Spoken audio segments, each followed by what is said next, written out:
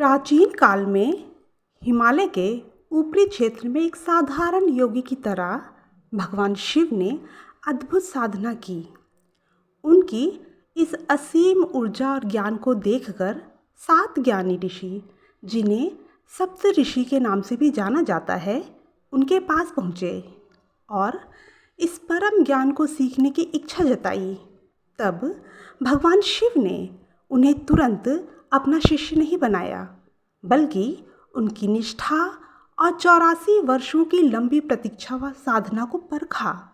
जब गुरु पूर्णिमा के दिन उनकी साधना पूरी हुई, तब आदि गुरु आदि योगी शिव जी ने पहली बार इन 7 ऋषियों को गुरु के रूप में योग और सृजन का गहरा ज्ञान दिया।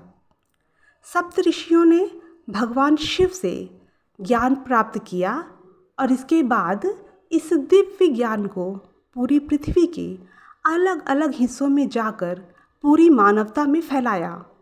भगवान शिव स्वयं भू हैं, स्वयं प्रकट हैं, अनादि हैं, इसलिए उनका कोई भी गुरु नहीं है, लेकिन वे खुद पूरे जगत के पहले गुरु अर्थात आदि गुरु हैं और आदि योगी भी हैं। उन्होंने जो योग और आध्यात्म का ज्ञान सप्त ऋषियों को दिया, उसी से गुरु और शिष्य की परंपरा की शुरुआत हुई। भगवान शिव संपूर्ण सृष्टि के आधार और चेतना हैं। जब उन्होंने पहली बार मानव चेतना को उसके सर्वोच्च स्तर पर ले जाने का विज्ञान दिया, तब वे आदि योगी कहलाए। गुरु पूर्णिमा को व्यास पूर्णिमा भी कहा जाता है। यह पर्व सनातन धर्म में अत्यंत महत्वपूर्ण है। यह दिन महान ऋषि वेद व्यास के जन्म दिवस और उनके द्वारा वेदों व पुराणों के संकलन की याद दिलाता है। एक पौराणिक कथा के अनुसार प्राचीन काल में महर्षि पराशर नामक एक महान ऋषि थे। एक दिन उनकी भेंट निषाद राज की पुत्री सत्यवती से हुई। महर्षि पराशर उनके रूप और गुणों पर मुग्ध हो गए और सत्यवती से एक पुत्र की कामना करने लगे। सत्यवती के समक्ष एक पुत्र की इच्छा प्रकट की। तब सत्यवती ने शर्त रखी कि यह कार्य तो दिन के उजाले में उचित नहीं है।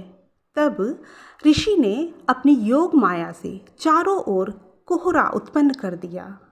इसके बाद सत्यवती से एक पुत्र को जन्म हुआ। जन्म लेते ही वह बालक एक युवा सन्यासी के रूप में बदल गया और अपनी माता को यह वचन देकर कि आवश्यकता पड़ने पर वह उनके पास आ जाएंगे, तपस्या के लिए चला गया। द्वीप पर जन्म लेने के कारण ही इस बालक का नाम द्वैपायन पड़ा। बाद में इसी बालक ने वेदों के महान ज्ञाता के रूप में और प्रसिद्ध हुए। उन्हें वेद व्यास के नाम से जाना गया।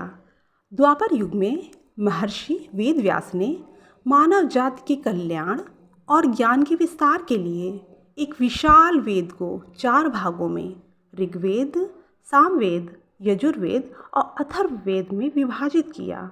इसके साथ ही उन्होंने 18 पुराणों, महाभारत और श्रीमद् भागवत जैसे महान ग्रंथों की रचना की। इसी महान ज्ञान के प्रकाश के कारण महर्षि वेद व्यास को जगत का प्रथम गुरु माना जाता है और उनके जन्म दिवस अर्थात आषाढ़ पूर्णिमा को व्यास पूर्णिमा या गुरु पूर्णिमा कहा जाता है। इसी गुरु के प्रति कृतज्ञता और सम्मान प्रकट करने के लिए यह पावन तिथि मनाई जाती है। तो क्या आप भी भगवान शिव को गुरु के रूप में पाना चाहते हैं? यदि हाँ, तो कमेंट बॉक्स में बताइए और साथ ही यह भी बताइए कि आपके पसंदीदा गुरु का नाम क्या है। और लाइक, शेयर, सब्सक्राइब करना मत भूलिएगा।